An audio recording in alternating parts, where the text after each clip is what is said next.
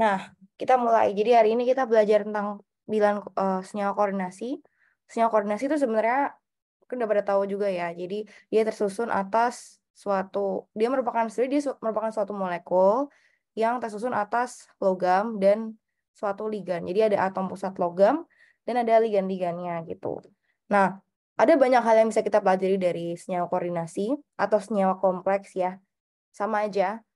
Sebenarnya senyawa koordinasi namanya karena kenapa dia jadi senyawa koordinasi adalah karena dia berkoordinasi sama ligan-ligan gitu. Kalau senyawa kompleks, ya karena dia kompleks, dia bisa berbagai macam gitu bentuknya.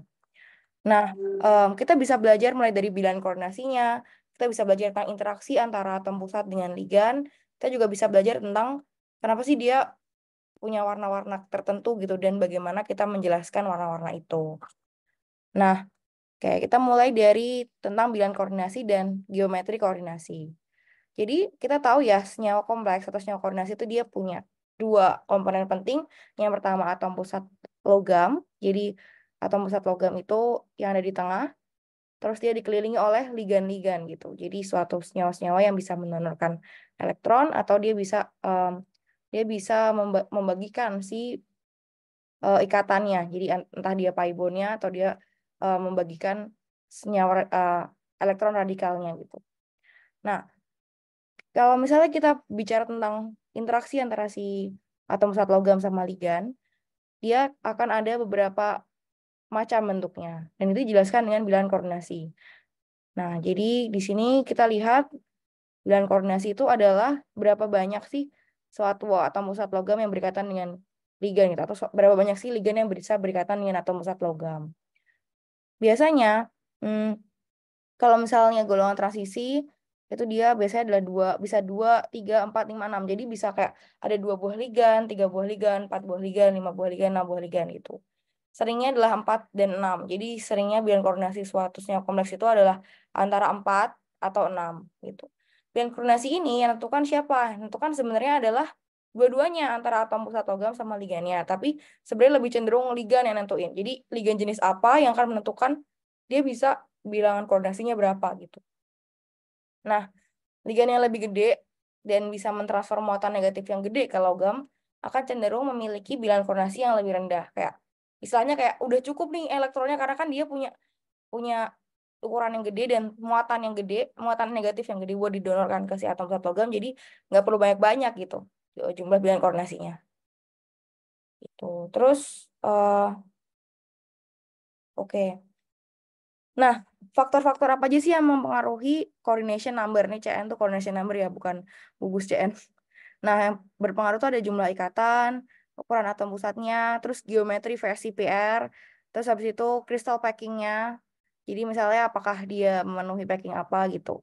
Terus jumlah elektron pada orbital D, terus apakah ada interaksi sterik antar ligannya, jadi apakah ligannya itu gede-gede atau misalnya ligannya kecil-kecil gitu. Terus dari muatan dan ukuran ligannya, interaksi elektronik gitu. Nah, ini kecenderungan dari coordination number atau kecenderungan bilangan koordinasi dari suatu senyawa kompleks. Logam-logam yang besar, maksudnya logam besar itu apa yang jari-jarinya gede alias yang memiliki atom lebih banyak, itu dia cenderung bilangan koordinasinya itu tinggi. Nah, kalau ligannya besar, jadi ligannya ukurannya besar atau memiliki em, awan elektron besar, tuh dia coordination number-nya rendah.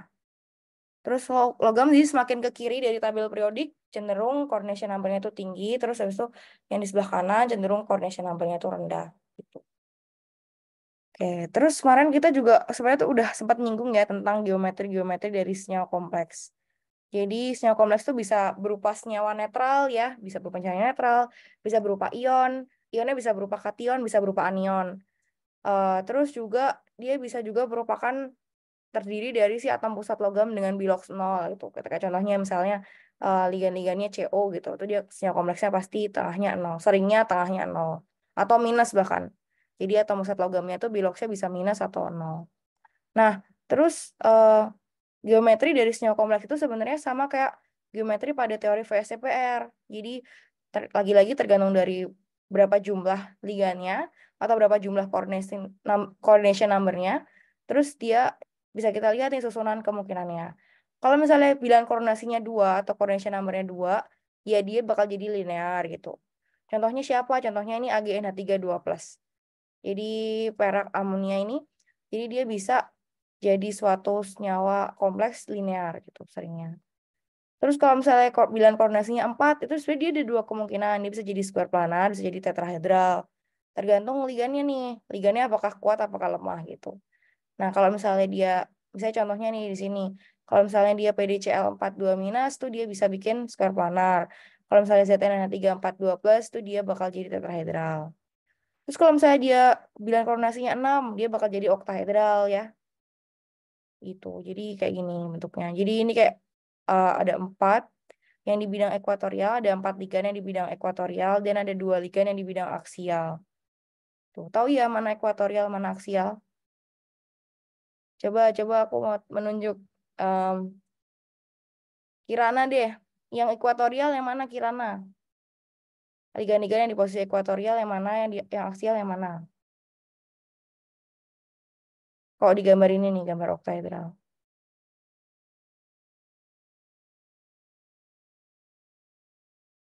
Gimana? Kalau belum tahu nggak apa-apa, bilang aja.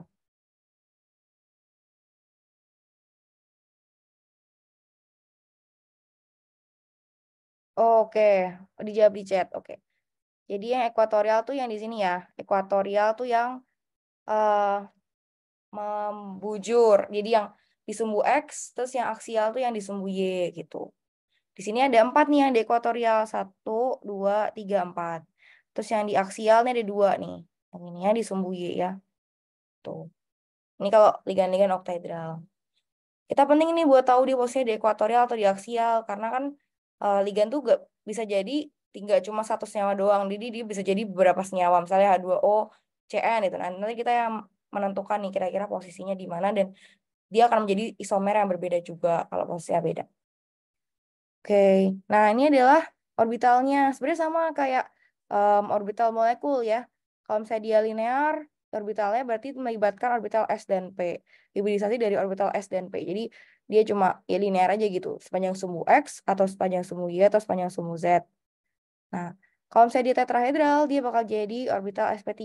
Jadi dia bentuknya kayak gini, bentuk tetrahedral gitu. Terus kalau misalnya dia square planar, dia orbitalnya bentuknya disusun dari orbital D, S, dan 2 buah orbital P. Jadi di sp2 bentuknya akan kayak gini. Jadi di tengah-tengah antara sumbu XY, atau tengah-tengah antara sumbu YZ, atau tengah-tengah antara sumbu XZ. Ada lagi yang oktahedral. Kalau oktahedral berarti dia ada tersusun dari 2 buah orbital D, 1 buah orbital S, dan 3 buah orbital P. Bentuknya kayak begini. Jadi ada yang ekuatorial, ada yang di aksial gitu. Oke, nah sebenarnya untuk menjelaskan koordinasi dari suatu logam transisi gitu ya, dari suatu senyawa kompleks tuh bisa menggunakan teori-teori molekul yang udah kalian pelajari kemarin. Ada apa aja nih teori-teori ikatan kemarin yang udah dipelajarin, sama mungkin yang di camp sebelumnya. Ada apa aja teman-teman? Pada masih ingat teori-teori ikatan?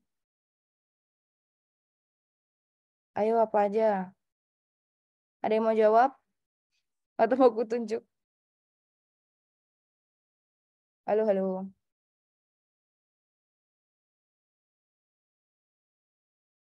Nggak apa-apa, satu teori aja yang diingat. Selain ini ada teori ikatan valensi, ada teori apa lagi?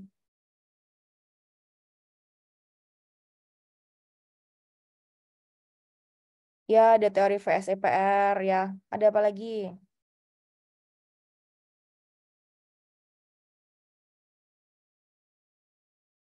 VSEPR terkenal ya. Ada lagi yang terkenal juga nih kemarin.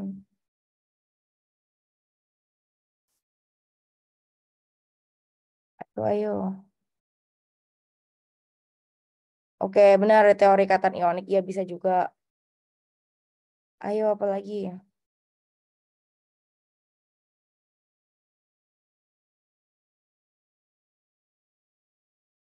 Ini ada di slide ini nih.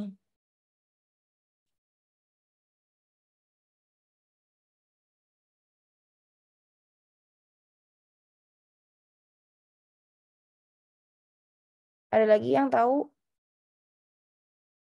atau mau nambahin? Mungkin ini ada Maulana Rafi. Apa yang kamu ingat tentang teori ikatan?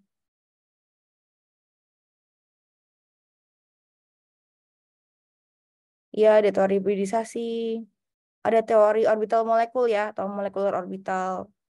Itu yang kemarin kita bikin eh, orbital sigma, terus habis itu pi, kita ada sigma bintang, ada pi bintang gitu ya.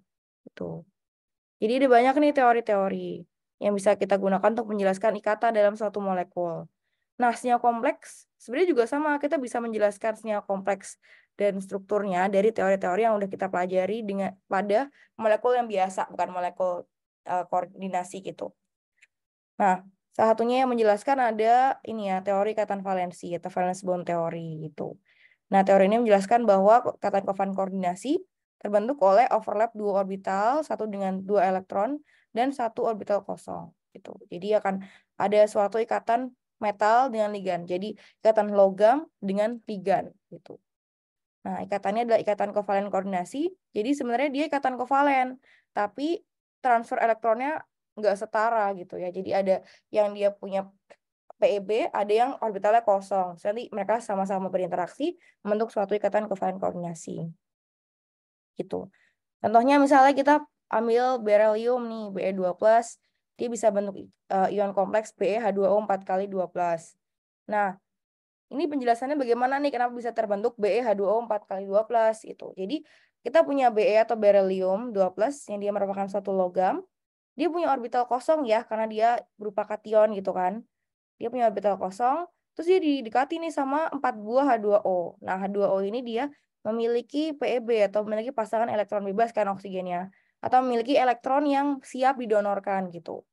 Nah, jadi kalau misalnya kita mau bikin BeH2O 4 kali 2+, akan terbentuk dari 8 buah elektron dari dua dari masing-masing molekul air. Kan di sini ada 4 buah H2O, terus dia ada PeB nih, ada PeB, satu pasang PeB, terus satu pasang PeB kan mengandung 2 elektron. Nah, di sini ada 4 buah, berarti 2 kali 4 ada 8. 8 elektronnya akan disumbangkan ke orbital kosong si B2+ itu. Jadi setiap ligan menyediakan sepasang elektron ke orbital kosong. Jumlah ligan akan sama dengan jumlah orbital kosong yang diisikan ke atom pusat gitu. Di sini kita lihat ya, di sini ada gambaran diagram orbital dari berelium. Di sini kan berelium. Terus habis itu kalau misalnya dia ini berelium 0 ya. Jadi satu S-nya 1s2, 2s2. Terus ketika dia mengalami ionisasi dia jadi B2+, maka orbital S-nya kan kosong di sini kan. Orbital S-nya kosong dan orbital 3 buah orbital P-nya juga kosong.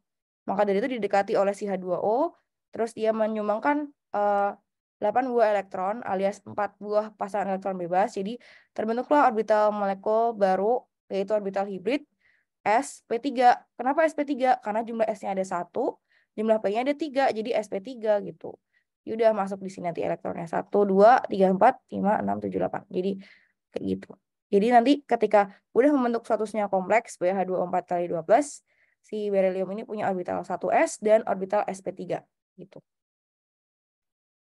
Sampai sini kebayang nggak teman-teman? Ada pertanyaan nggak? Jadi ini konsep sederhananya ya. Kalau misalnya kita mau menjelaskan bagaimana suatu senyawa kompleks terbentuk dan bagaimana ikatannya, kita bisa pakai teori ikatan valensi kayak gini. Jadi terbentuk suatu orbital hibrid, terus ya udah diisi aja gitu di bagian yang kosongnya sama si ligan gitu. Gitu. Ada pertanyaan sampai sini? Jelas nggak teman-teman? Kalau ada yang mau tanya, bilang aja. Gimana? Apakah jelas? Jelas, oke. Oke, lanjut aja ya. Nah, ini contoh-contoh lainnya ya. Misalnya kita punya Cr3+. Pembentukan Cr NH3 6 kali 3+ melibatkan pembentukan ikatan kovalent koordinasi, di mana pasang elektron bebas pada atom nitrogen pada molekul amonia mengisi orbital valensi dari Cr gitu. Nah, ini kayak gini nih kalau misalnya kita mau menjelaskan pakai teori ikatan valensi ya. Jadi, pertama kita gambar dulu eh, orbital valensi ya atau kulit valensi dari si atom Cr. Di sini kan Cr udah Cr3+, jadi konfigurasinya jadi Ar 3D 3 gitu. Nah, orbital 3D ada 3 buah elektron. 3 buah elektron itu akan mengisi di masing-masing satu gitu kan. Karena kan kita harus ngisinya dulu satu dulu baru nanti berpasangan gitu. Nah, Ya udah, ini kan awalnya kayak gini. Terus kedatangan nih NH3 nih, NH3 6 buah. Berarti kan ada 6 kali 2 akan ada 12 elektron gitu masuk. Nah, gimana mengakomodasi si 12 elektron ini? Berarti dia akan melibatkan orbital yang kulit keempat. Jadi orbital 4s dan 4p gitu. Nah, gimana dia masuknya? Jadi sekarang kita bisa gambar dulu nih. Oke, berarti kan yang 3D masih ada kosong 2 buah orbital. Terus nanti sisanya masuk ke 4s sama 4p. Kita gambar aja 4s sama 4p gitu. Dan akhirnya kita punya CRNH3 6 kali 3 plus itu orbitalnya kayak begini. Jadi AR, terus ini ada 3D. Di sini ada 3 buah elektron yang punya si CR-nya. Terus ketambahan 2 buah pasang PeB dari si NH3-nya. 1, 2, 3, 4. Besar ketambahan 4S sama ketambahan 4P. Ada yang bertanya-tanya nggak tentang ini? Kenapa ini kayak gini ngisinya? Kan nggak boleh katanya. Harusnya ngisinya mungkin uh, gimana dulu gitu. Nah, di sini tergantung dari jenis ligannya. Jadi kalau misalnya ligannya itu nggak bisa menggeser si pasangan si elektron-elektron ini ya udah dia akan masuk aja ke si orbital-orbital yang ada gitu. Jadi masuknya kayak gini. Jadi si orbital si senyawa kompleks cairan H36 kali 3 plus tuh tersusun dari molekul-molekul yang merupakan molekul-molekul elektron-elektron yang menempati orbital 2 buah orbital D, 1 buah orbital S, dan 3 buah orbital P. Jadi namanya orbital hibrid D2sp3 gitu. Gitu. Oke. Oke. Nah, terus nih teori meningitis juga akan bisa kemudian. Nah, ya itu nanti dulu. Nah, terus ini kalau misalnya pakai teori VSEPR, tadi udah dianggap udah dijelasin dikit ya. Jadi kalau misalnya kita pakai teori VSEPR, berarti tergantung nih jenisnya. Kalau misalnya dia ada 2 bilangan koordinasinya ya linear. Kalau ada 4 berarti kemungkinannya ada 2 nih, bisa tetrahedral, bisa square planar. Kalau dia ada 6 bilangan koordinasinya berarti oktahedral gitu. Udah. Terus ini contoh-contoh molekulnya. Yang linear ada AgNH3 2 kali, square planar ada PTNH3 4. Sudah tetrahedral ada Zn NH3 4 kali, terus itu oktahedral bisa kobalt NH3 6 kali. Terus, nah, oke, ini jadi kalau misalnya kita pakai teori VSEPR, sebenarnya kan molekul itu kan tidak hidup dalam, tidak hidup, tidak tidak diposisikan dalam bidang 2 dimensi. Dia ada pada bidang 3 dimensi kan. Dunia kita 3 dimensi kan. Jadi sebenarnya dia bisa posisinya bisa macam-macam. Walaupun dia linear, dia bisa macam-macam juga gitu. Nah, habis itu ini adalah gambaran posisinya kalau misalnya di atas kertas. Kalau misalnya dia ini sebenarnya sama kayak kita gambar molekul organik ya. Kalau misalnya dia satu garis kayak gini, berarti dia ada di satu bidang datar kertas ini atau bidang datar laptop kalian atau gadget kalian gitu. Kalau misalnya dia wedge kayak gini atau ditebelin gitu berarti dia di depan bidang datar.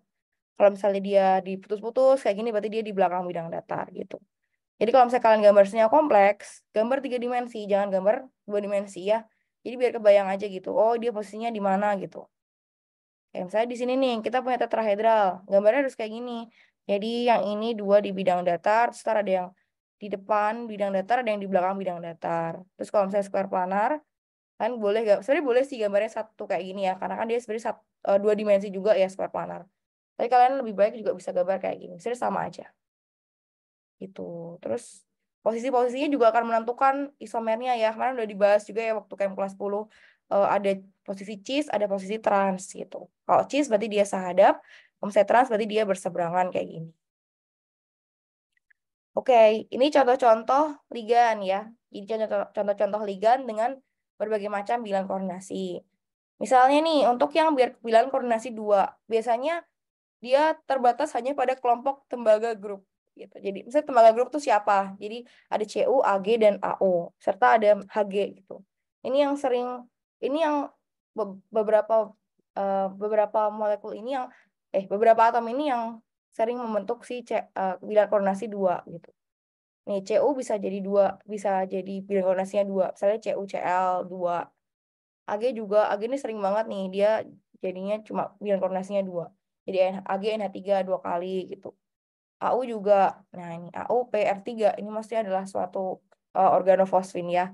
Terus bisa juga Hg juga bisa jadi linear kayak gini.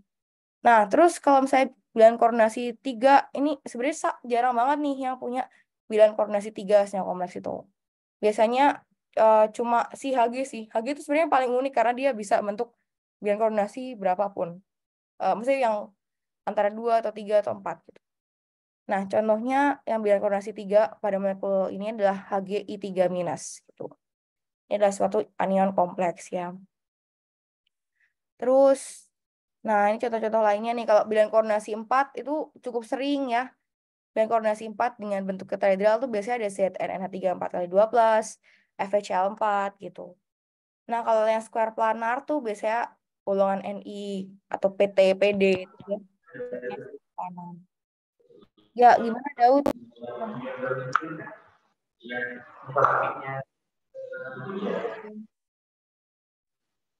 Gimana Daud?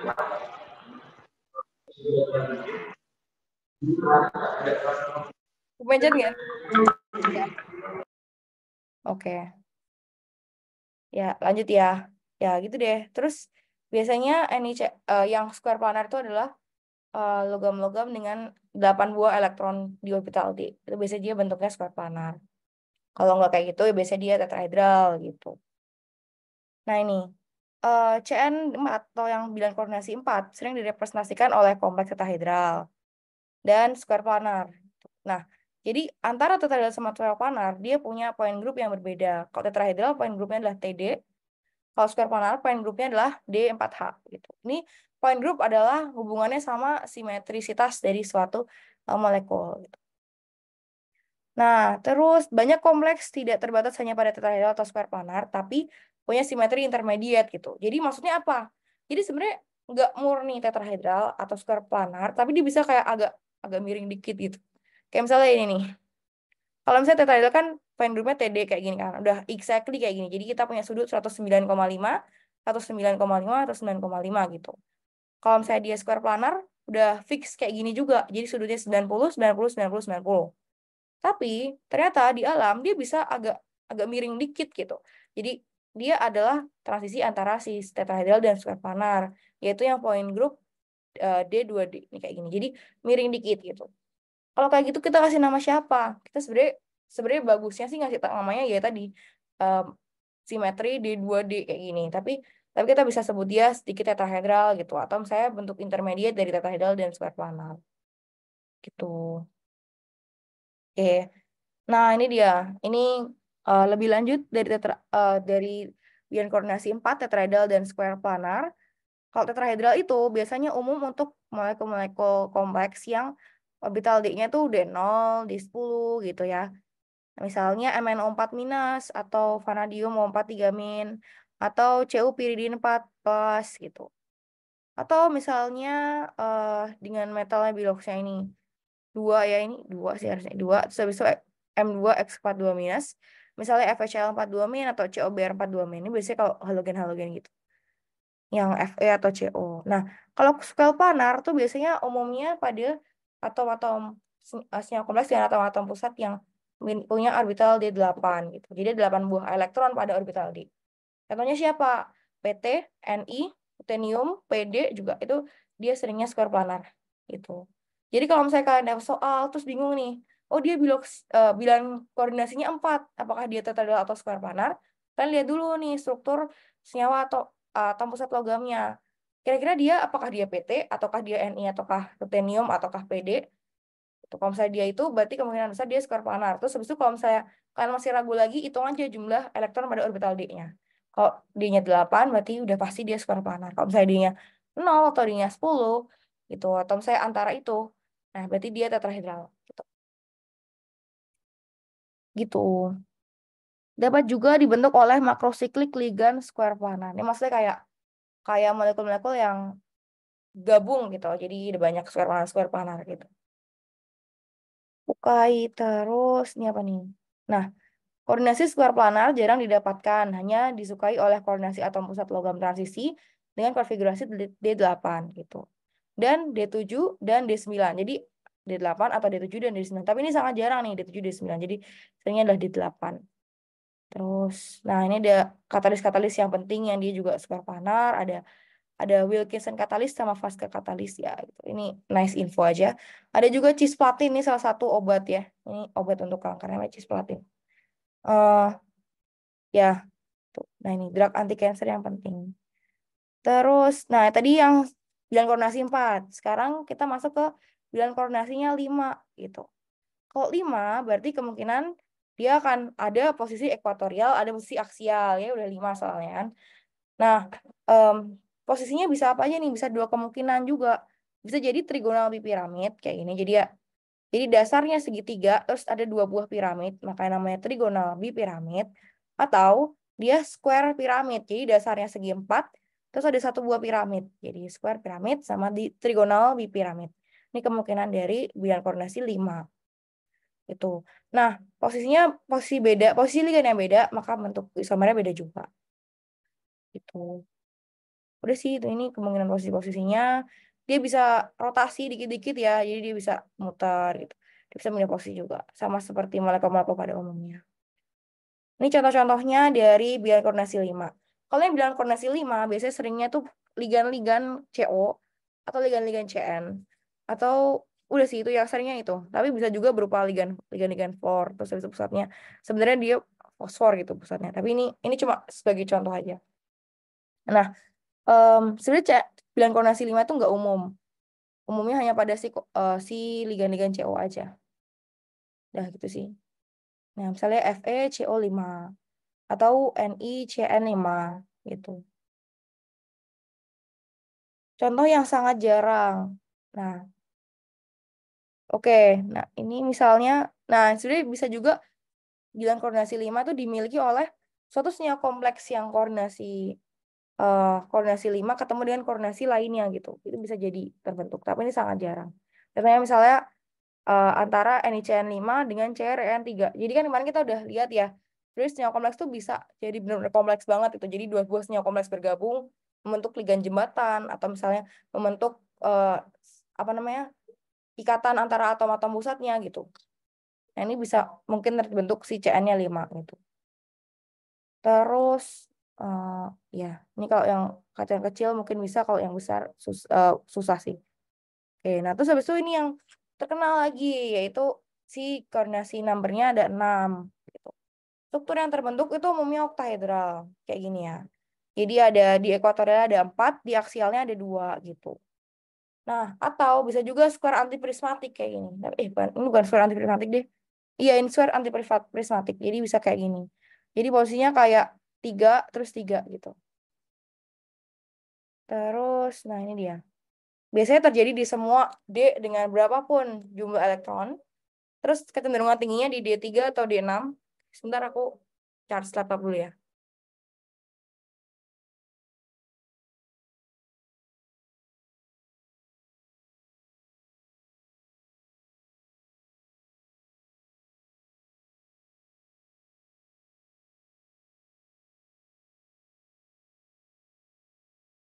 Ya, sudah. Nah, ini yang oktahedral tadi ya. Seringnya di D3 sama D6. Terus dia bisa mengalami distorsi. Distorsi itu apa sih? Distorsi itu ya bentuknya nggak kayak bentuk defaultnya gitu. Defaultnya kan tadi oktahedral gitu ya. Normalnya yang merah ini dia oktahedral gitu kan. Panjangnya sama gitu, panjang ikatannya sama, sudutnya 90 90 gitu. Tapi ternyata dia bisa mengalami distorsi. Lihat gambar yang hijau ya. Dia bisa bagian aksialnya makin panjang, bisa makin pendek gitu. Atau dia bisa juga nih bagian ekuatorialnya makin panjang atau makin pendek, atau bahkan dia punya struktur yang apa ya, struktur yang abnormal itu. Jadi misalnya yang sebelah kanan lebih panjang, kiri lebih pendek gitu. Jadi kayak gitulah. Nah ini namanya ada Z out sama Z in. Z berasal dari mana? Dari sumbunya ya. Jadi dari sumbu Z, maksudnya ini adalah sumbu yang berhadapan sama sumbu X, Y. Nah, dia kalau misalnya Z out berarti dia makin panjang posisinya. Kalau misalnya Z in berarti dia makin pendek si posisi katanya. Oke. Jadi ini ya kemungkinannya kalau misalnya di oktahedral, dia tuh nggak selalu oktahedral doang gitu. Dia bisa panjang, bisa pendek, bisa distorsi gitu. Nah, ini contohnya molekul-molekul yang bilan koordinasinya 6 terkenal. Ini banyak banget lah. Jadi banyak senyawa kompleks yang bilan koordinasi 6. Contohnya siapa? Ini yang terkenal ada COCN6 tigamin, Fe etilen diamin 3 kali 3 plus, ada CONH36 kali 3 plus, dan lain-lain. Jan Taylor ya Kak, distorsi sumbu Z. Iya betul, itu namanya teori, ya, itu namanya distorsi Jan Taylor. Itu. Jadi ada namanya ya Z in Z out ini. Oke. Dah, sampai sini ada pertanyaan nih, bilangan koordinasi 6 nih cukup umum. Kayaknya hampir semua yang bilangan koordinasi 6 bentuknya oktahedral. Tapi kalau misalnya ada data-data lain sih, kalau misalnya kita tinjau dari aslinya, itu dia baru yang distorted kayak gini nih. Jadi sebenarnya dia secara teori bentuknya oktahedral, tapi ternyata di alam dia distorsi karena tadi ya tergantung dari jenis ligannya, tergantung dari jenis atom pusatnya, dan tergantung dari circumstance-nya juga, alias dari tekanan, suhu gitu-gitu. Oke, terus ini ada yang kemungkinan berikutnya. Nah, tadi aku bilang ya ada trigonal prismatik. Oh, bukan square ya, tapi iya benar sih. Trigonal ini kan segitiga ya. Trigonal prismatik. Jadi maksudnya adalah dia posisinya tuh tiga tiga gitu. Tiga tiga kayak gini. Jadi tiga ada yang di bagian atas, ada yang tiga di sisi bawah. Terus dia simetrisitasnya dia 3H gitu. Kayak gini contohnya. Jadi bentuknya apa ya? Kayak bentuknya kayak kubus, tapi kubus segitiga gitu loh. Ya, prisma segitiga. Oke, terus ya, ini sebenarnya cukup jarang ya. Biasanya ligan-ligannya terbentuk dari misalnya suatu ligan-ligan bidentat atau ligan-ligan yang polidentat gitu misalnya. Oke, terus, nah ini ada juga bilangan-bilangan dengan koordinasi yang lebih tinggi gitu. Biasanya yang mempengaruhinya adalah ukuran dari atom pusatnya, interaksi antar ligannya, terus sama interaksi elektroniknya juga. Nah, ini yang disukai biasanya kompleks dengan atom periode 5 dan 6 itu suka bilangan koordinasi yang lebih tinggi. Habis itu kalau misalnya sebelah kiri baris dari blok D, di mana atom-atom yang relatif lebih gede, dia jumlah elektronnya sedikit, itu juga lebih suka koordinasi yang lebih tinggi. Terus kalau misalnya dia oksidasi, tingkat oksidasinya tinggi juga, tingkat oksidasi dari si, atau bilox dari si atom satu logamnya itu tinggi juga, itu dia bakal cenderung punya pilihan koordinasi yang lebih tinggi. Tuh. Nah, ini ada juga nih yang 7 tadi ya. Istri banyak banget nih kemungkinan bilangan koordinasi. Ini kalau 7. Sangat jarang untuk 3D, tapi lebih umum di 4D, 5D. Tuh, misalnya ZR, RE gitu. Kayak gini. Jadi bisa pentagonal bipiramid. Jadi dia buah bipiramid dengan dasarnya atau si ekuatornya adalah 5 buah atom. Jadi pentagonal. Atau bisa jadi trigonal prismatik, terus ketambahan di satu atom lagi. Atau saya oktahedral ketambah satu atom lagi di sini. Ada juga yang koordinasinya 8. Nah, ini dia. Dia bisa, oh ini yang square antiprismatik. Jadi dia kayak kotak tapi kayak diputar gitu. Jadi diputar 45 derajat, kebayang nggak? Jadi gambarnya kayak gini, tapi ini kan 3 ya. Itu dia 4 gitu. Jadi sisinya ada 8. Itu, terus habis itu ada lagi yang dodekahedron, ini bentuknya kayak gini. Ada yang square. Tuh. Ini biasanya ligan-ligan yang tadi ya, yang gede-gede gitu. Yang atom pusatnya bisa mengakomodasi ligan-ligan yang lain gitu. Bisa mengakomodasi banyak ligan. Saya MO, CN8 digamin. Tuh. Ada juga nih CR9. Saya dia dari RE. Gede banget lagi. Ini pasti misalnya kita punya apa namanya struktur utamanya adalah CN8 ketambahan satu buah atom.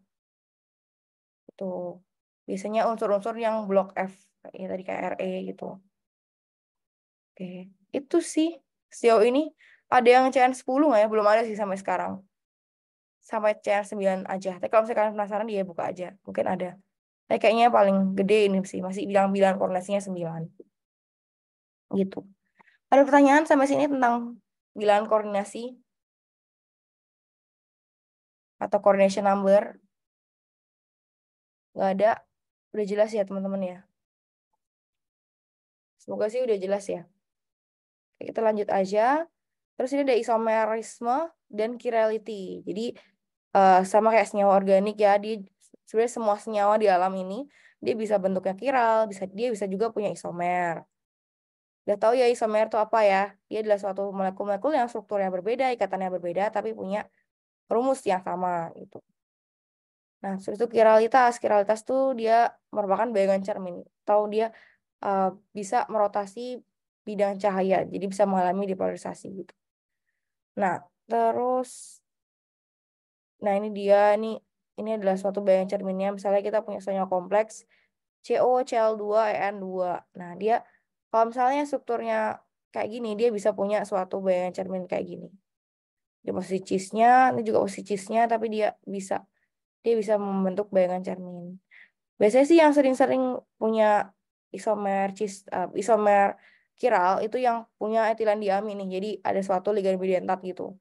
Karena itu menentukan banget dari gambaran struktur geometrinya. Posisinya beda, maka beda juga. Ini. Kalau kita punya CO etilen diamin 3 kali, itu dia udah pasti dia kiral.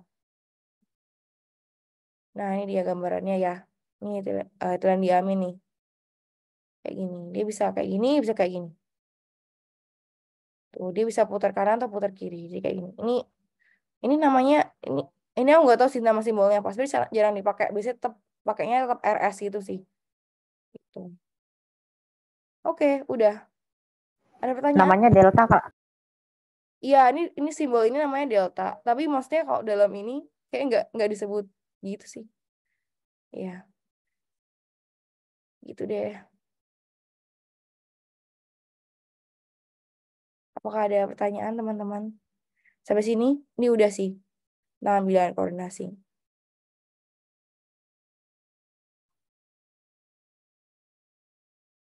Ada pertanyaan? Nggak ada? Apakah sudah jelas teman-teman?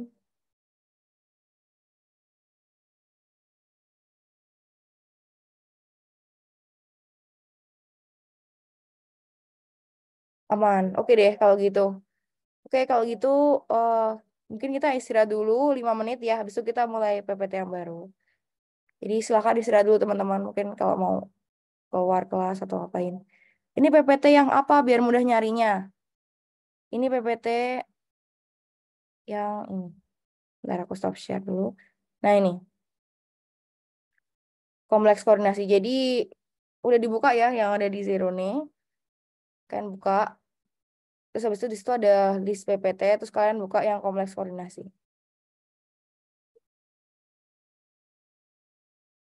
Ya. Ini kalau ini yang di G Drive ku sih. Jadi yang aku share tuh ini ya, paket materi. Nah, terus ini yang bagian kompleks koordinasi. Nah, ini.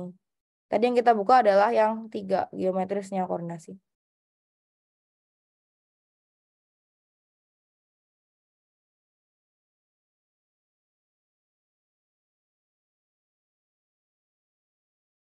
Oke, sama-sama. Nah, setelah ini kita akan bahas tentang apa lagi nih? Ini isomer kali ya, sama ligan. 4 sama 5 ini. Ya, istirahat dulu aja teman-teman 5 menit. Ya, 6 menit lah. Dari 9.59 sampai 10.05. Nanti balik lagi ya. Silahkan.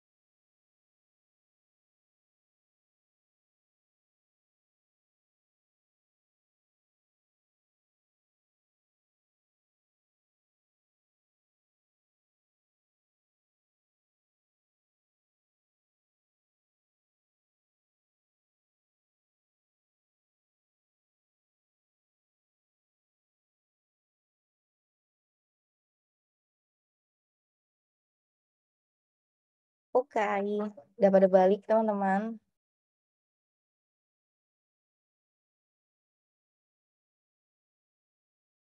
Oh, sudah pada balik. Halo, halo. Udah kok. Oke, nah kita lanjut ya.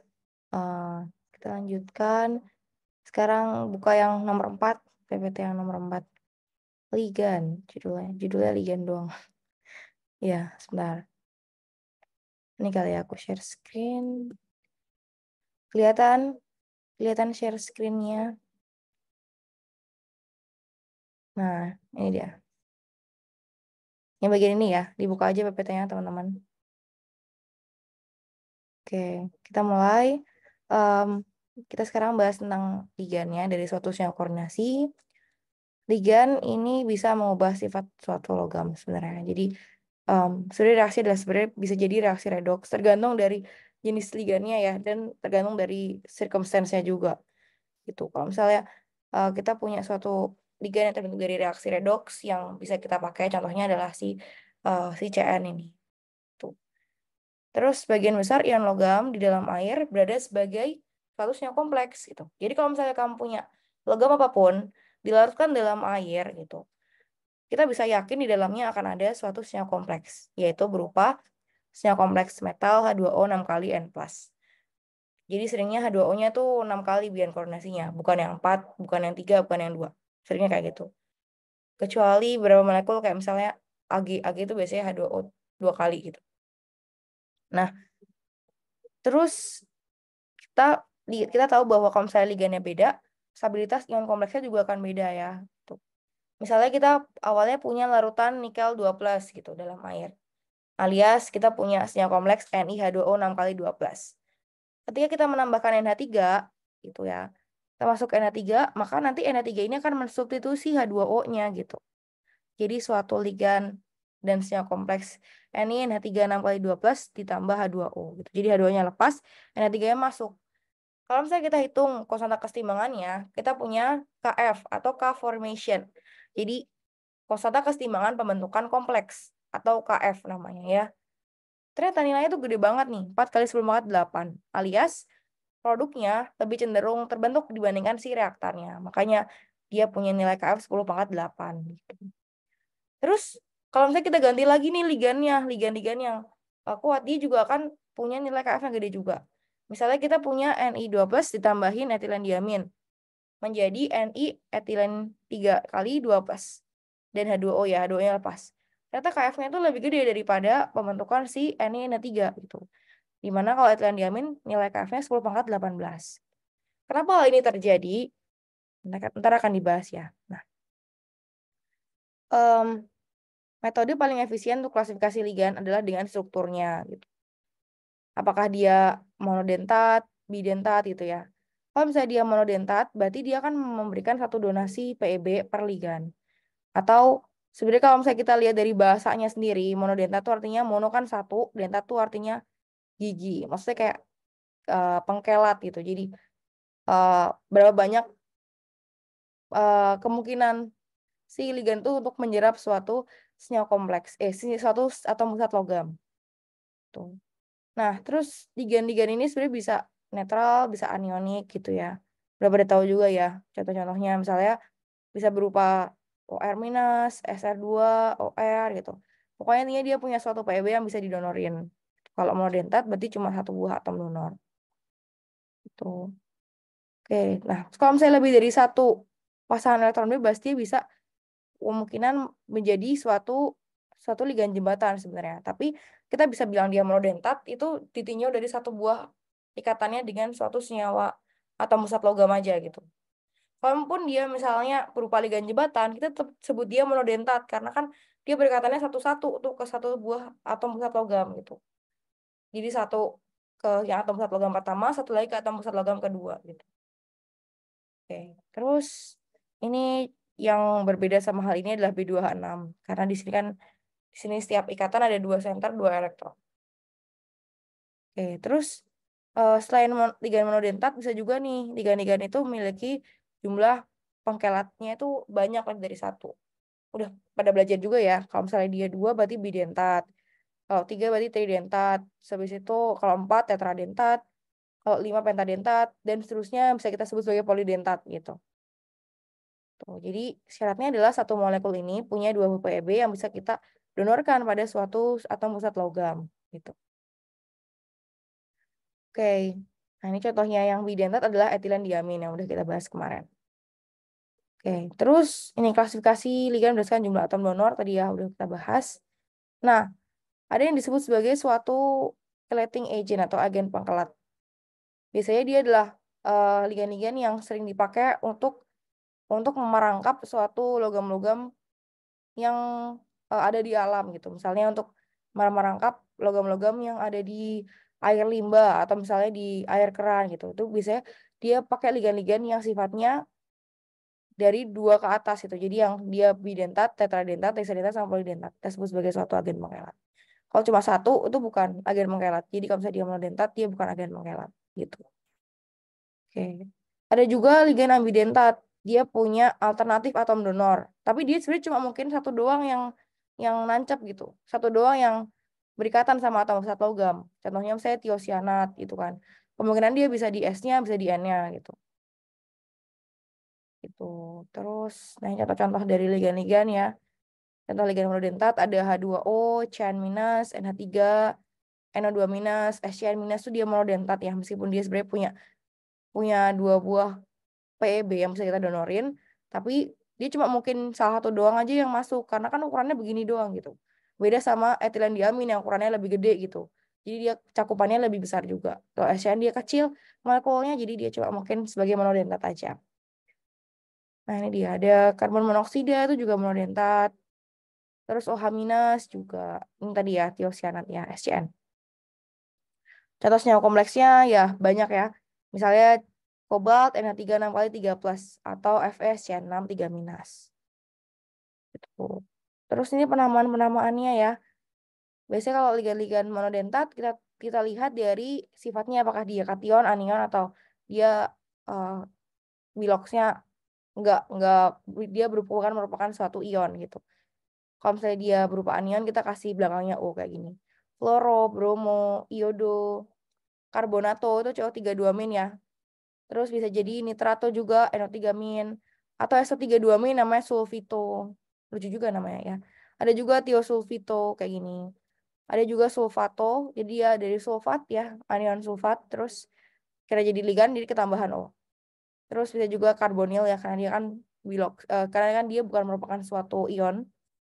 Terus ada lagi kloro. Kalau misalnya O2- namanya okso, nama ligannya ya. Kalau O22- alias dia suatu peroksida, namanya jadi perokso. Kalau hidrokso berarti OH-. Ada amido, siano, ada tiosiano, ada nitro gitu. Terus ya ini kalau misalnya yang dia bukan merupakan ion, jadi nggak usah dikasih O belakangnya. Kalau H2O nama ligannya adalah aqua. Kalau NH3 namanya adalah amin. Kalau metil NH2 jadi namanya metil amin gitu. Kalau ada fosfornya namanya fosfin. Tergantung gugus sampingnya, kalau dia fenil berarti fenil. Kalau dia jumlahnya 3 berarti trifenyl fosfin. Gitu. Terus dia juga sebenarnya suatu ligan bisa juga merupakan suatu senyawa ionik kayak gini nih. Jadi kita punya suatu logam terus ketambahan suatu senyawa organik. Jadi trifenyl arsin. Terus dia juga di nitrogen jadi N2. Ini kalau misalnya oksigen ya dioksigen. Nitrosil, terus etilen, terus piridin. Gitu. Terus sebenarnya ini karbonato dia bisa berupa jadi suatu ligan bidentat, tapi tergantung dari senyawa kompleksnya lagi-lagi ya. Karena dia mungkin terbentuk bidentat, kan dia jaraknya cukup cukup bisa dipisah gitu. Mungkin yang di posisi-posisi ekuatorial gitu ya, misalnya yang sudutnya nggak terlalu jauh gitu. Dia bisa jadi suatu ligan bidentat. Oke, nah ini ligan ambidentat ada banyak ya, contoh ligan ambidentat. Tadi ada tiosianat, terus ada juga nih, tadi nitro sama nitrito. Kalau misalnya dia logamnya ngikat si N-nya, didinya nitro. Kalau misalnya ngikat oksigennya, dia didinya nitrito. Gitu. Terus tentunya warnanya juga beda ya, karena dia beda ligan, beda posisi atom yang mendonor sebagai ligan, maka warnanya juga beda, alias sifat-sifat kimianya juga beda gitu. Kalau misalnya kita punya kobalt, CONO2, NH3 2+, dia kemungkinannya adalah si NO2-nya berupa nitro ataupun nitrito. Kalau misalnya yang berupa nitro, warnanya adalah kuning. Kalau misalnya dia berupa yang nitrito, warnanya adalah merah. Gitu. Kayak gini ya. Oke. Nah, ini ligan-ligan polidentat gitu. Dia mampu membentuk lebih dari satu ikatan dengan atom atau ion logam pusat. Biasanya membentuk struktur cincin atau kelat. Ligan pembentuk cincin disebut agen pengkelat atau chelating agent. Kayak gitu jadi linkage isomer gak sih namanya, liganya sama tapi atomnya berikatan dengan apa berbeda. Iya betul. Itu kalau misalnya dia berikatan dengan atom yang berbeda. Itu bakal jadi jembatan atau linkage isomer, boleh bisa disebut kayak gitu. Atau jembatan atau bridge ya sama aja. Itu yang ini nih yang bisa jadi suatu ligan jembatan, misalnya SO4 2- gitu atau karbonil. CN juga bisa, NO2- juga bisa, SCN- juga bisa. Gitu. Ini bisa jadi ligan jembatan ya. Jadi maksudnya gimana nih? Satunya di sini ini berikatan misalnya sama sama Cu, terus ini berikatan sama Cu lainnya gitu. Jadi si NO2-nya jadi jembatan penghubung antara Cu dan Cu. Tapi kita tetap sebut dia sebagai ligan monodentat karena kan dia cuma satu. Maksudnya kayak per atom pusat logam cuma satu ikatannya sama ligan gitu. Ligannya aja yang dia mengikat dua buah atom pusat logam, tapi atom pusat logamnya cuma diikat satu satu aja sama satu satu ligannya. Oke. Nah, eh kalau misalnya yang ligan polidentat ini em, maksudnya adalah jadi dia dalam satu atom pusat logam yang sama, dia bisa diikat oleh cuma satu buah si suatu ligan gitu. Jadi dia punya atom-atom yang bisa masuk ke sisi ekuatorial, sisi aksial gitu maksudnya. Jadi kayak dia melingkupi gitu satu si senyawa pusat logam itu. Contohnya siapa nih? Ini jadi ligan kerat tuh namanya diambil dari nama capit-capit golongan eh, krustasea kayak gini. Jadi dia istilahnya ini ya, ini gambarannya kayak gini. Jadi kita punya suatu atom zat logam dikelilingi oleh satu buah ligan aja yang dia merupakan ligan polidentat gitu. Yang terkenal siapa nih yang terkenal? Yang terkenal lagi-lagi nih ya etilen diamin terkenal sama EDTA. EDTA juga terkenal. Atau yang lain yang bisa juga kita jadikan suatu ligan dengan efek pengkelat adalah ini, oksalat. Oksalat juga merupakan suatu ligan dengan efek pengkelat. Jadi dia bisa melingkupi si atom zat logam. Ini etilen diamin. Terus ini ada glisinat. Jadi glisin ya. Dia dari suatu asam amino glisin. Terus habis itu ada juga ini oksalat. Itu. Ini adalah suatu ligan-ligan pengkelat. Nah, ini dia. Jadi kebayang ya, maksudnya pengkelat adalah jadi kayak diperangkap gitu. Satu molekul doang, tapi dia bisa masuk ke dua sisi pengikatan eh, pengikatan dengan si atom pusat logam. Nih, katiun kompleks contohnya ada kobalt, etilen diamin 3 kali 3+.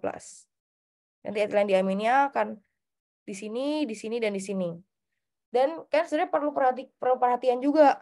Nggak mungkin etilen diamin itu mengikat sama-sama sisi aksial. Saya di sini sama di sini. Nggak mungkin karena kejauhan. Jadi dia cuma bisa 90 derajat maksimal. Karena kita lihat lagi ukuran etilen diaminnya, ya cuma segitu-gitu aja gitu. Cuma kayak gini kan etilen diamin. Tuh kayak gini. Jadi cuma CH2, CH2, NH2, NH2. Dia nggak mungkin masuk ke dua-duanya aksial. Pasti dia masuknya adalah di aksial dan ekuatorial. Ini juga aksial dan ekuatorial. Terus sama-sama ekuatorial. Karena sudutnya cuma 90 derajat gitu. Jadi untuk ligan-ligan yang bersifat sebagai pengkelat, kalian perlu perhatikan juga sudut ikatan yang mungkin terbentuknya. Jadi apakah mungkin dia masuk ke posisi itu atau enggak gitu. Jadi jangan dipaksa ya. Jadi perlu dilihat juga nih dari si sudut-sudutnya. Gitu. Nah, ini ya ligan polidentat yang terkenal yaitu si EDTA. Kenapa terkenal? Karena dia sebenarnya sering banget dipakai di kehidupan sehari-hari. Misalnya untuk menjernihkan air sungai gitu tuh biasanya kayak gitu tuh pakai EDTA. Atau bersihin limba-limba tuh biasanya pakai EDTA juga, entah dicampur EDTA dicampur sama molekul lain atau misalnya EDTA-nya divariasi gitu. Pokoknya intinya adalah si EDTA ini memiliki 6 buah situs pengikatan yang mungkin masuk ke si atom pusat logam tadi. Gitu. Jadi dia bisa di sini nih, bisa di 2 buah N-nya, di 2 buah aminnya, atau di 4 buah karboksilatnya gitu. Jadi makanya namanya kan etilen diamin tetraasetat. Jadi etilen, ada etilen nih CH2CH2, terus ada 2 buah amin, jadi etilen diamin. Terus ada 4 buah asetat, jadi tetraasetat kayak gini. Jadi atom donornya ada 6 dari 2 buah N sama 4 buah oksigen dari si asetatnya. Gitu. Terus sebenarnya syarat si EDTA ini bisa bisa aktif semua atom donornya alias jadi bisa mendonorkan PEB-nya ke si atom zat logam. Syaratnya adalah kita harus membuat si asetatnya jadi muatannya negatif biar bikin O-nya jadi O minus kayak ini. Jadi dia punya PEB yang bisa didonorkan. Kalau misalnya dia nggak muatannya negatif atau misalnya dia berupa OH ya berupa karboksilat gitu, ya dia nggak bisa sebagai atom donor yang ini nih oksigen ini nggak bisa jadi atom donor gitu. Jadi biasanya kalau EDTA ini dia muatannya negatif ya jadi EDTA 4 minus karena kan ada 4 buah hidrogen yang dilepaskan gitu. Jadi supaya jadi CO minusnya ada 4 gitu. Terus udah sih kayak gitu aja. Terus biasanya kalau EDTA ini dipakai pada pH-pH yang tinggi gitu. Jadi basa terus biar mengaktifasi si EDTA-nya. Tuh, ini contoh-contoh dari ligan-ligannya ya sama sisnya atau musat logam. Ini bisa kalian lihat. Ini ada kobalt, etilen diamin 3 kali 3 plus. Ini bisa kelihatan ya. Kebayang nggak ini etilen diaminnya yang mana? Ini satu buah lagi, satu buah lagi. Oke. Yang biru adalah atom nitrogennya. Kelihatan jelas ya.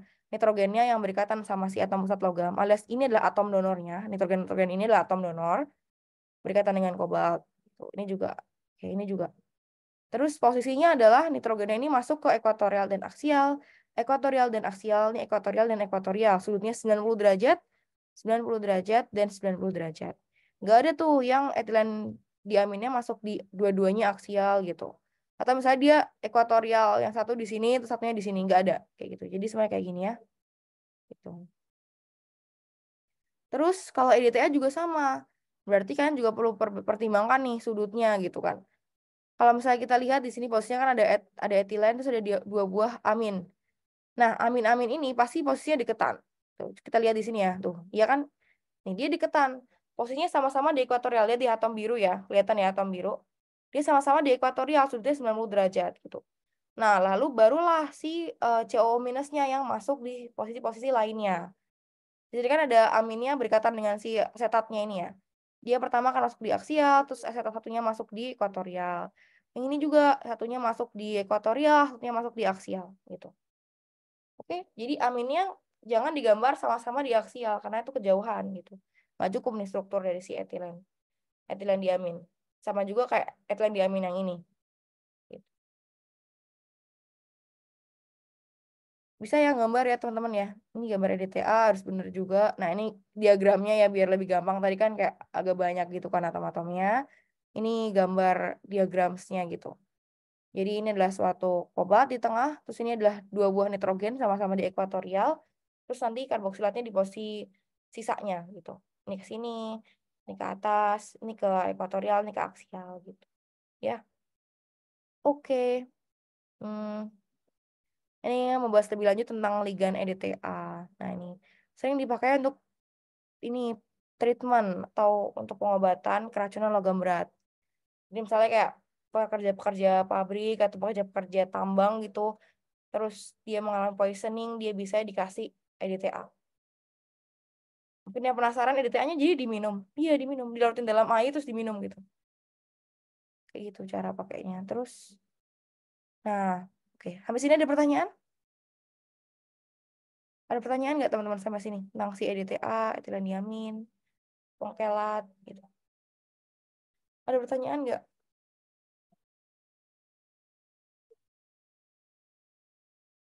Ada pertanyaan? Halo, halo.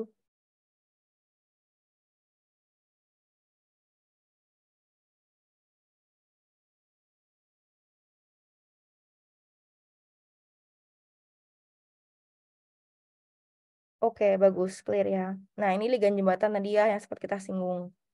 Jadi dia sebagai jembatan gitu. Bayangin dia jembatan berarti dia menghubungkan 2 buah hal. 2 buah hal siapa? Yaitu si metal. Kelihatan ya, ini CO2, CH3, terus ada metal-metal. Atau misalnya dia bipiridin kayak gini. Ya. Oke, ini ada lagi ligan makrosiklik. Ini juga sebenarnya ligan pengkelat juga. Ada banyak contohnya, ada crown ether. Nih lucu banget nih dia. Jadi ada suatu ether. Terus dia bentuk siklik kayak gini. Ada juga siklam. Nah, ini berarti dia ada amina. Ada juga nih porfirin. Jadi dari piridin, terus bentuk siklik gitu. Oke, ini ligan dalam sistem kehidupan. Ya, kalau misalnya di alam ini itu yang banyak adalah si porfirin ini. Porfirin itu bisa jadi dua hal. Jadi bisa jadi metaloporfirin, bisa jadi porfirin yang ada di klorofil gitu. Oke, terus selain di klorofil, si porfirin ini juga ada di darah kita. Tuh, ini kita punya suatu hemoglobin ya, dia punya suatu hemoglobin, dia merupakan satu ligan juga sebenarnya. Gitu. Nah, ini dia. Ini kan baca aja lah. Ini baca aja, ini dibaca. Ini gambaran dari si hemoglobin. Jadi ada hem, ada globin ini suatu protein gitu. Nanti kompleks hem dan globin dia akan mengikat oksigen.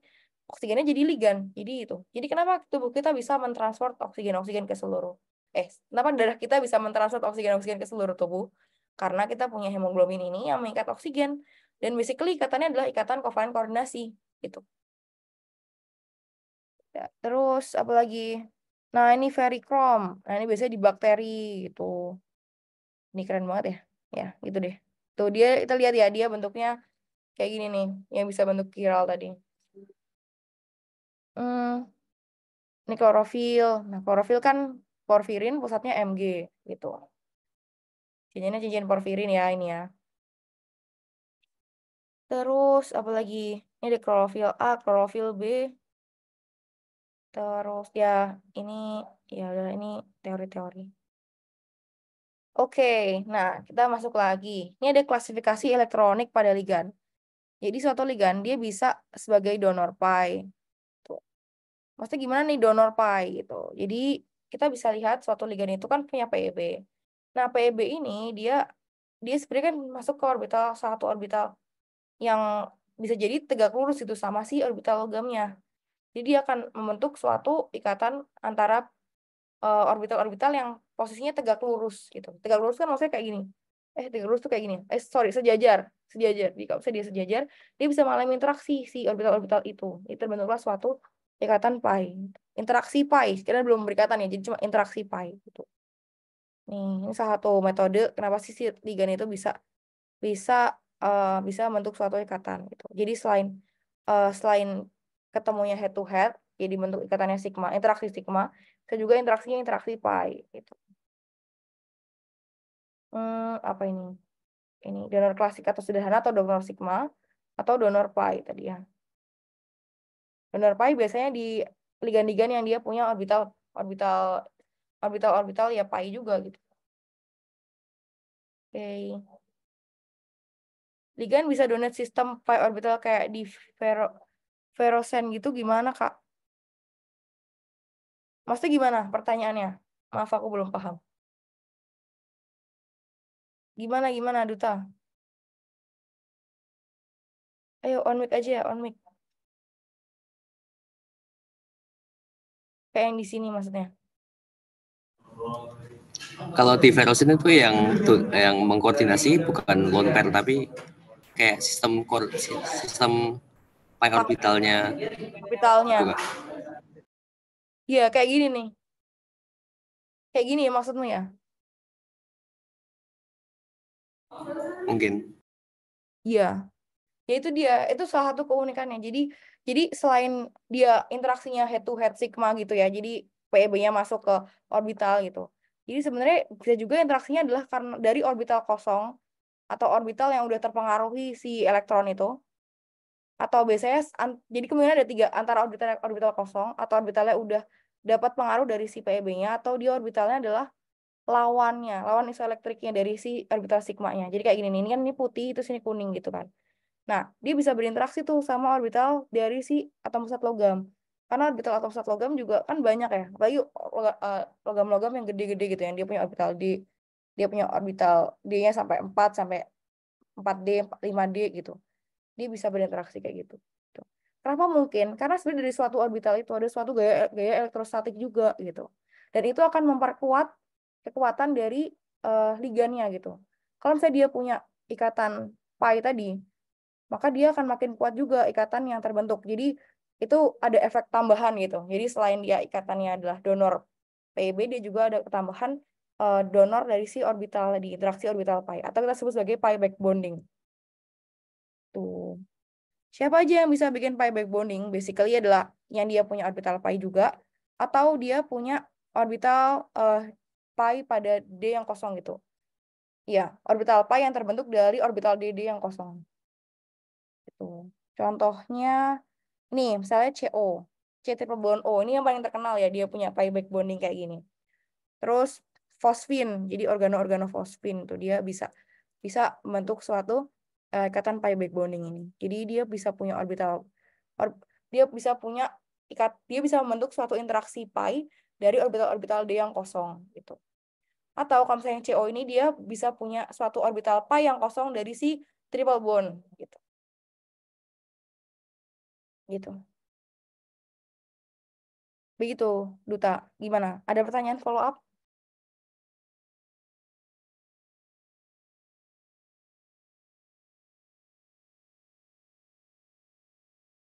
Udah, oke. Ye, selesai. Gimana guys? Ada pertanyaan?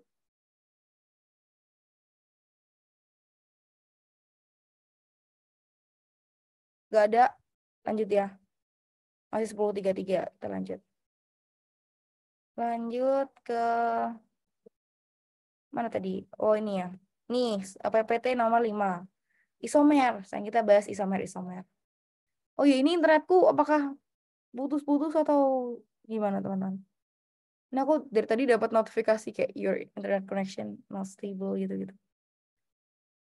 Oh aman, oke deh. Ya, kita lanjutkan. Ini adalah isomer ya. Isomer dari... Oh, sebentar. Oke, bentar ya.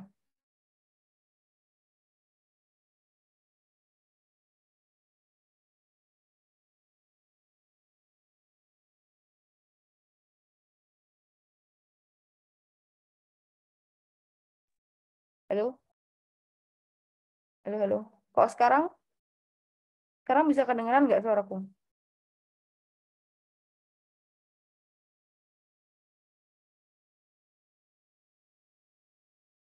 Halo?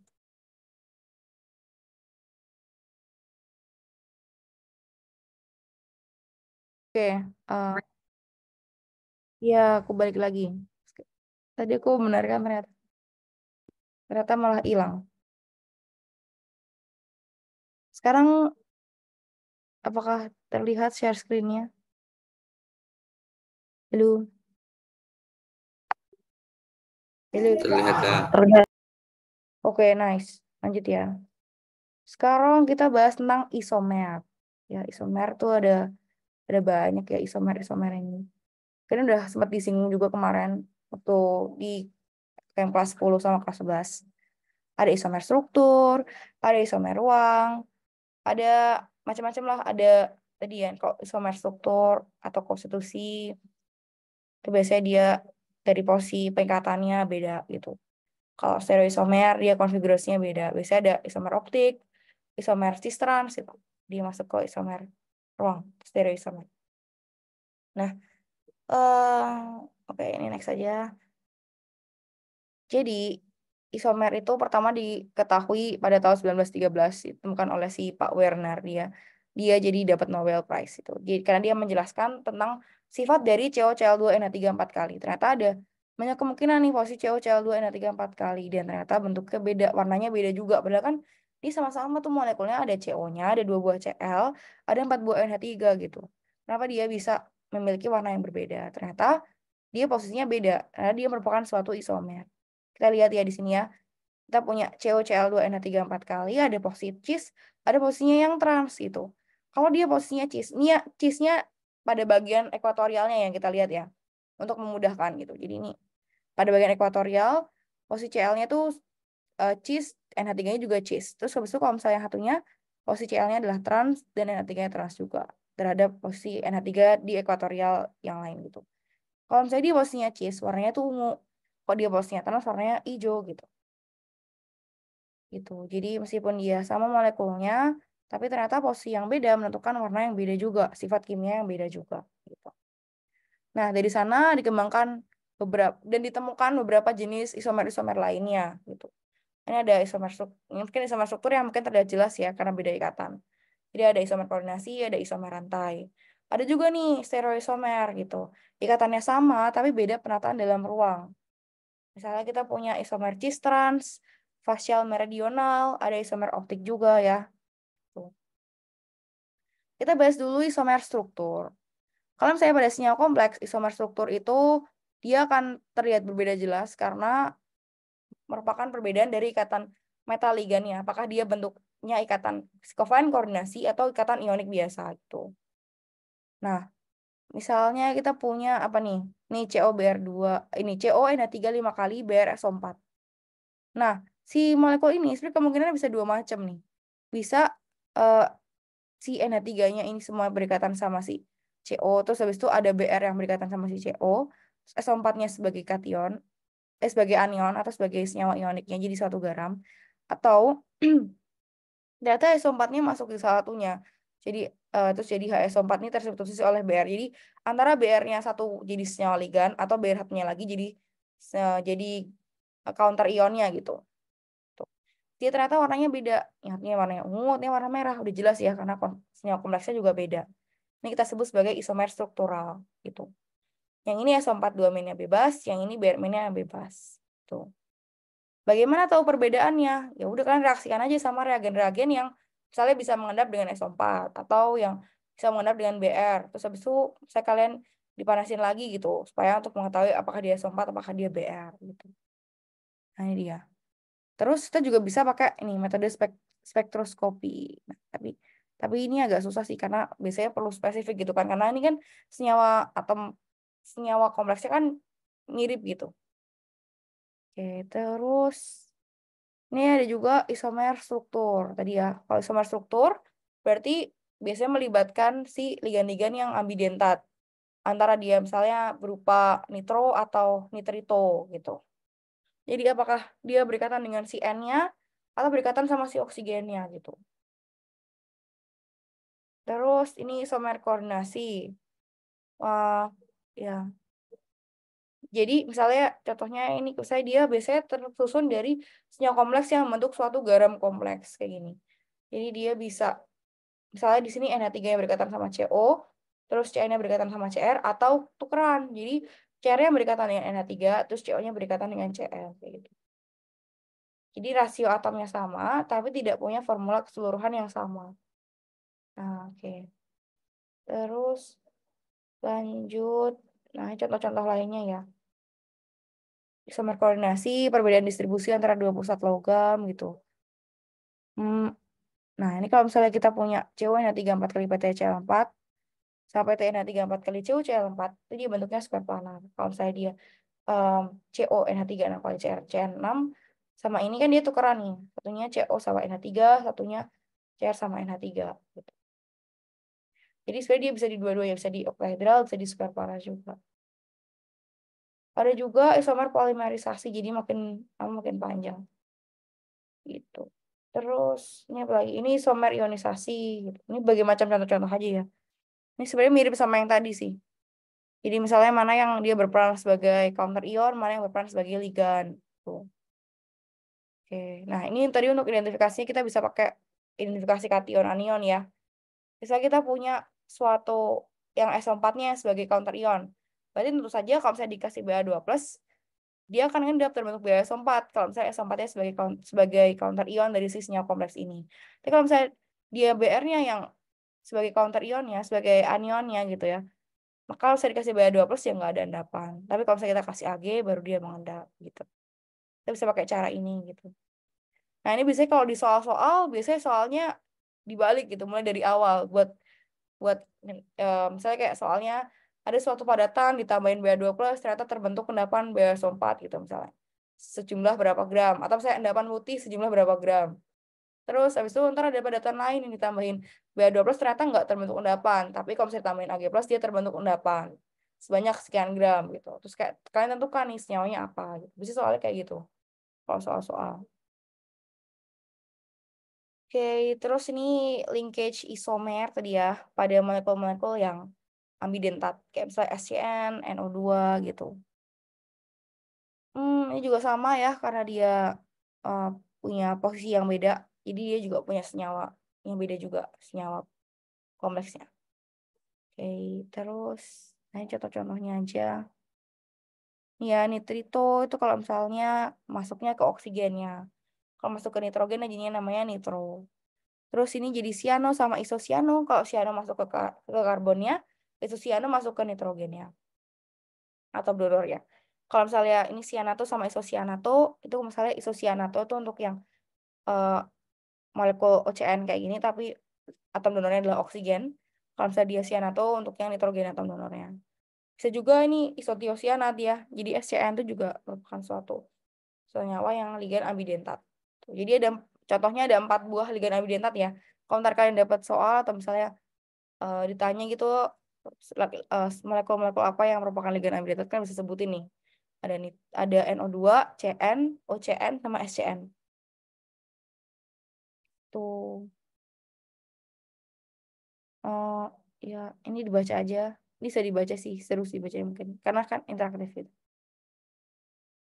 Ini, nah ini ya, ini beda ya. Kalau saya nitroisomer tadi warnanya kuning. Kalau nitrito warnanya merah ke oranye gitu. Ini yang membedakan sifatnya. Tadi sempat disinggung ya, tapi ini kan bisa lihat nih gambarannya. Bentuknya kayak gini nih. Ini padatan padatan senyawa kompleksnya kayak gini. Kalau yang nitro warnanya kuning, kobalt, jadi ada nitronya. Itu kalau misalnya yang ini warnanya agak oranye gitu. Oke. Nah, sekarang masuk ke isomer geometri. Isomer geometri tadi ada cis trans tadi ya. Isomer geometri yang cis trans tuh paling distintif atau paling kelihatan jelas pada molekul-molekul yang square planar. Molekul yang ada atom pusat logam PT, Re, terus habis itu PD, terus habis itu apalagi Ni juga itu bisa kelihatan nih kalau dia square planar kelihatan cis transnya. Itu kalau cis platin itu dia posisinya cis PTCl2 NH3 dua kali. Ada juga nih trans PTCl2 NH3 dua kali. Oke, terus nah ini posisi-posisinya.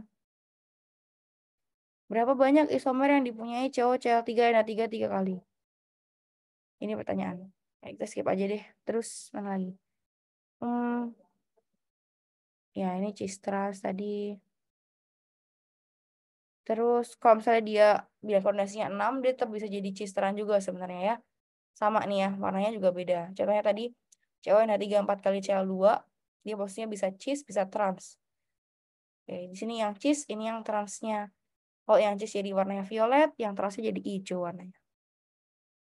Hmm, ya ini juga sama ya. Jadi tadi hijau sama violet. Nah, selain cis trans, kalau misalnya dia bilang koordinasinya ada 6 atau yang geometri oktahedral, dia bisa membentuk suatu isomer geometri fasial dan meridional. Ya, kayak di sini maksudnya fasial sama meridional itu apa sih gitu. Jadi posisinya adalah kan harus punya jumlah ligan yang setara. Jadi 1:1. Misalnya Ml3X3 kayak gini. Jadi misalnya nih di sini H2O 3 kali, NH3 3 kali gitu. Nah, itu baru kita bisa punya suatu ligan yang punya isomer fasial meridional. Nah, posisinya kenapa dia fasial, kenapa dia meridional? Kalau misalnya dia meridional, dia ada di satu titik, satu garis meridian yang sama. Saya kayak gini nih, ini ada 2 buah aksial, 1 buah ekuatorial, atau tiga-tiganya ekuatorial gitu. Jadi satu bidang yang sama gitu. Jadi satu garis, satu bidang yang sama, ya. Jadi dia ada di posisi meridian. Nah, sedangkan untuk yang fasial, dia itu membentuk satu sisi yang sama gitu. Kalau misalnya digambar dalam suatu gambar 3 dimensi, kalau yang fasial berarti dia ada di satu sisi yang sama kayak gini, yang diarsir ungu gitu. Kebayang ya? Sedangkan yang lain tuh yang ligan lain. Kalau meridional dia ada di satu posisi, satu apa ya, satu bidang yang sama. Satu bidang, satu sisi yang sama. Kalau fasial berarti dia misalnya kayak gini, ekuatorial ada 2 sama aksial 1. Ini juga ekuatorial 2, aksial 1. Jadi ini yang meridional, ini yang fasial. Contohnya apa? Contohnya CO, Cl3, NH3 3 kali ini ya. Ini yang isomer fasial ya. Terus ini yang isomer meridionalnya. Tuh. Oke, itu sih contoh-contoh lainnya. Ini ada yang fasial meridional. Kalau saya NH3-nya posisinya ini fasial ya, ada dua buah di ekuatorial, satu buah di aksial. Nah, ini NH3-nya posisinya meridional. 2 buah di aksial, 1 buah di ekuatorial. Kayak ini.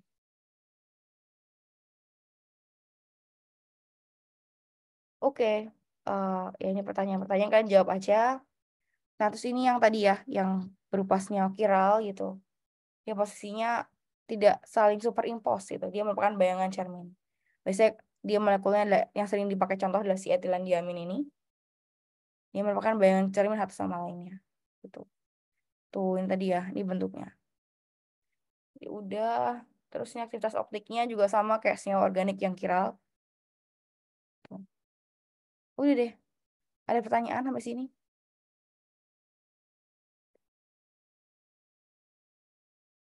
Bisa lah ya teman-teman kalau misalnya disuruh menentukan dia isomer apa, terus disuruh gambar juga bisa ya teman-teman ya. Gimana?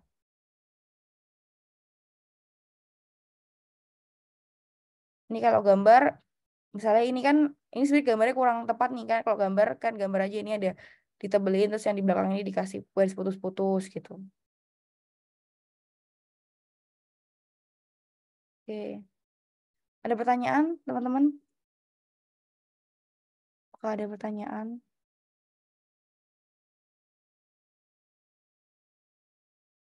Nggak ada. Aduh, aduh. Apa aku putus-putus nih suaranya? Halo.